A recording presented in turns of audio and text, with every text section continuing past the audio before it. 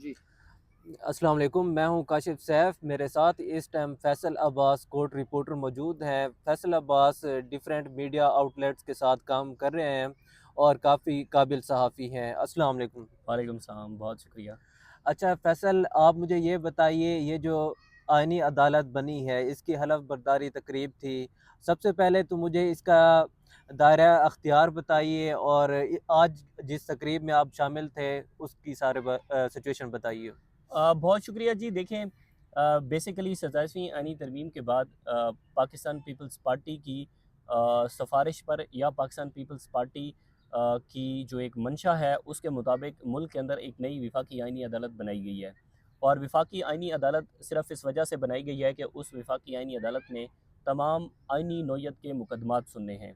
आईनी नौयत की कहीं पर तशरीह होती है तो वो करनी है। मिसाल के तौर पे अगर किसी भी केस के अंदर या पार्लियामेंट हाउस के अंदर या आईन पाकिस्तान के अंदर जो शिकें मौजूद हैं उसके अंदर अगर कहीं पर उसकी कोई खिलाफ वर्जी हुई है या आईन पाकिस्तान से किसी ने तजावुज़ किया है, किसी ने केस दायर किया है, व्हाट्सोएवर आईन पाकिस्तान से जुड़ा जो भी मुकदमा होगा वो पाकिस्तान की आईनी अदालत सुनेगी। और उसके पीछे जो हुकूमती जवाज़ है वो ये है कि जी मुल्क के ये दुनिया के तरक्की याफ्ता ममालिक के अंदर आइनी अदालतें अलहदा हैं जिसमें आइनी मुकदमात सुनने होते हैं। और उसका एक मकसद ये भी होता है, मैं पाकिस्तान की बात नहीं कर रहा, दुनिया की बात कर रहा हूँ, यहाँ पर तो कुछ और ही उसके मकासद हैं। वहाँ पर तो मकसद ये होता है कि चलो ठीक है, आइनी अदालत आइनी मुकदमात सुने और दीगर अवाम को जल्द इंसाफ मिले, ये उसका ओवरऑल वो है। तो अब मुल्क के अंदर एक नई विफाकी आईनी अदालत पाकिस्तान में पहली मरतबा यहाँ पर बनाई गई है और उसमें आज का दिन इंतहाई अहमियत का हामिल था और आज बड़ी अहम तरीन डेवलपमेंट्स हुई हैं। एक तो ये है कि उसके जो सरबराह हैं वो मुकर्रर किए गए हैं जस्टिस अमीनुद्दीन खान साहब, जो कि आईनी बेंच के भी सरबराह थे। 26वीं आईनी तरमीम के तहत आईनी बेंच आईनी बना था बेंच बना था। और बिलावल साहब ने ये जवाब दिया था कि जी आईनी बेंच बन गया है तो अमारत से क्या होता है, आईनी अदालत नहीं बनेगी तो क्या मसला था। लेकिन आज सही। उन्होंने 27वीं आईनी तरमीम करके आईनी अदालत बनाई है और जस्टिस अमीरुद्दीन खान का उस आईनी अदालत के सरबराह के तौर पर जो क्राइटेरिया है वो क्राइटेरिया ये है कि उन्होंने मिलिट्री कोर्ट के मिलिट्री कोर्ट्स को दुरुस्त करार दिया कि सिविलियन का ट्रायल मिलिट्री कोर्ट्स के अंदर हो सकता है, पहली चीज़। दूसरी चीज़ ये कि उन्होंने पाकिस्तान तहरीक इंसाफ की मखसूस नशस्तें जो है वो हुकूमत इत्तेहाद की झोली के अंदर डाली। नंबर दो, नंबर तीसरे पर के पाकिस्तान की खुफिया एजेंसियाँ जो फ़ोन टेप करती हैं, फ़ोन टेपिंग का जस्टिस बाबर सत्तार का फ़ैसला था, उस फ़ैसले को जस्टिस अमीनुद्दीन खान ने कलअदम करार दिया, मुअत्तल करार सही। दिया और बाबर सत्तार का फ़ैसला वापस हुआ। यानी कि उन्होंने पाकिस्तान की खुफिया एजेंसियों को ये राइट दे दिया कि आप किसी भी पाकिस्तानी का फ़ोन टेप कर सकती हैं। ठीक है, ये तीन ज़बरदस्त किस्म के फ़ैसले थे जो कि जस्टिस अमीनुद्दीन खान के क्राइटेरिया के अंदर, उनकी सीवी के अंदर, उनकी प्रोफ़ाइल के अंदर शामिल थे। और तीनों जो ये फ़ैसले हैं उसको आप देख लें कि ये सही। हुकूमती मंशा के मुताबिक फ़ैसले हैं, इस्टेब्लिशमेंट की मर्ज़ी के मुताबिक फ़ैसले हैं। तो ज़ाहिर है वो चाहते थे कि ऐसा कोई जज लगाया जाए। तो बहरहाल अमीनुद्दीन खान साहब को सरबराह मुकर्रर किया गया है। फिर वज़ारत कानून की तरफ से नोटिफिकेशन जारी हुआ जिसमें कहा गया कि जनाब 6 जज होंगे, 6 जजेस का नोटिफिकेशन जारी हुआ जिसमें जस्टिस हसन अज़हर रिज़वी साहब जो कि मिलिट्री कोर्ट्स को दुरुस्त करार दे चुके हैं, साबिक chief justice of Islamabad high court Aamir Farooq साहब, उसके बाद जस्टिस अली बाकर नजवी साहब नंबर 3, उसके बाद ये तो सुप्रीम कोर्ट से 3 जजेस से, चौथे हो गए अमीनुद्दीन खान साहब और फिर जस्टिस के आगा जो कि पीपल्स पार्टी के बड़े क्लोज समझे जाते हैं, सिंध हाई कोर्ट से आइनी बेंच के सरबराह हैं, वो थे। फिर जस्टिस रोज़ी खान हैं पेशावर हाई कोर्ट से। फिर एक और जज साहब हैं अरशद हुसैन साहब, साबिक जज हैं शायद, वो भी इसके अंदर शामिल हैं। तो सही। ये 6 जजेस साहिबान ये इसके अंदर शामिल हैं। अब मामला यहीं पर रुका हुआ है कि सुप्रीम कोर्ट के इख्तियारात को ख़त्म कर दिया गया। आपने देखा होगा कि जस्टिस मंसूर अली शाह, जस्टिस अतर मिनल्ला ने अतर मिनल। जो इस्तीफ़ा दिया ओहदे से मुस्ताफ़ी होकर, मैं समझता हूँ कि साहिब निज़ाम के ख़िलाफ़ उन्होंने ऐलान बगावत किया है।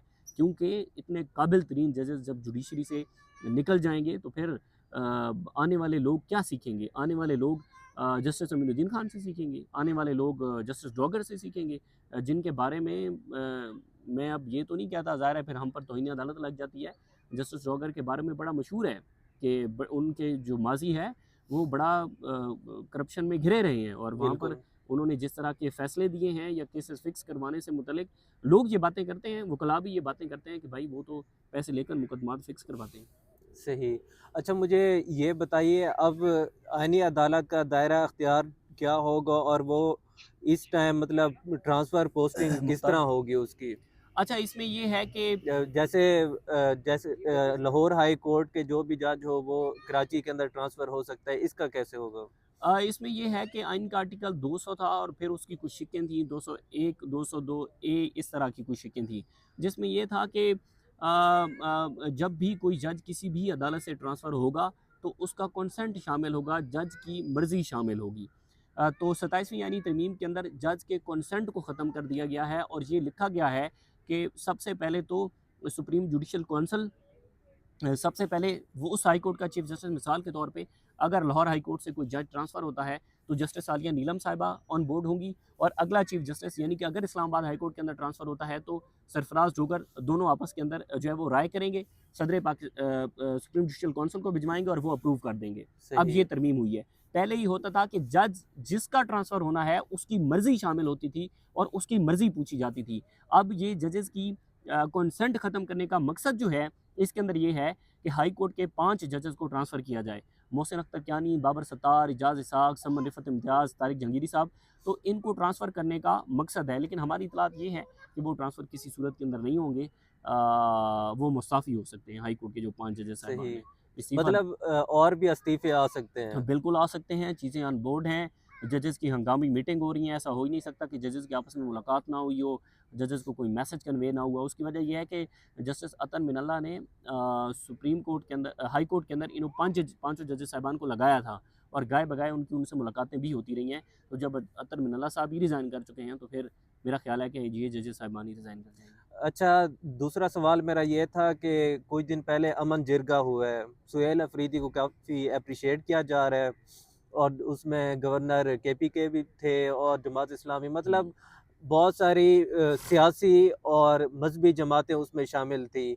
उसका आप तो मुझे बताएँ कि ये जो उन्होंने केपीके में स्टेबिलिटी के हवाले से ये अमन जिरगा किया है, इस पर आप क्या नतीजा निकालते हैं कि इसका रिज़ल्ट क्या होगा?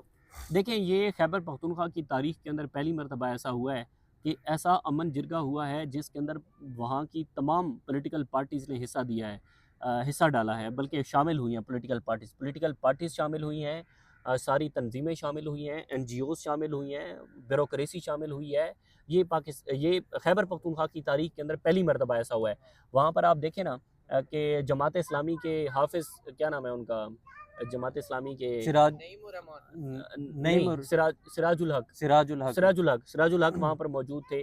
उसके बाद अल्लामा राजा नासिर अब्बास साहब वहाँ पर मौजूद थे। फैसल करीम टुंडी पीपल्स पार्टी से थे।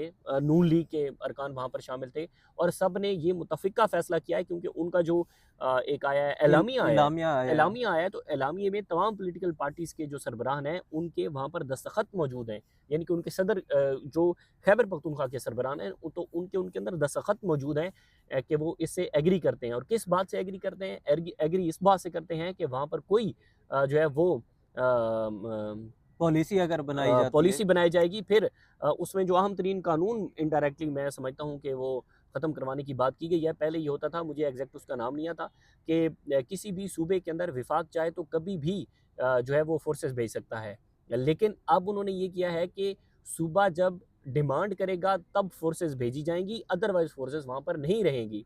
और पाकिस्तान और सॉरी खैबर पख्तूनख्वा की पुलिस और वहाँ की जो एफसी है, वो ही जो है वो सूबे के अमन व अमान की ज़ामिन होगी और वही उसको देखेगी। ज़ाहिर है, मिलिट्री ऑपरेशन को पहले ही खैबर पख्तूनख्वा की अवाम मुस्तरद कर चुकी है और इतना ज़बरदस्त किस्म का अमन जिरगा होना, मेरे ख्याल में सुहेल अफरीदी की ये बहुत बड़ी कामयाबी है जो अली अमीन गंडापुर साहब नहीं कर सके थे। बहुत शुक्रिया फैसल आपका। जो भी लेटेस्ट डेवलपमेंट होगी आपके साथ शेयर करेंगे। Thank you. अल्लाह हाफ़िज़।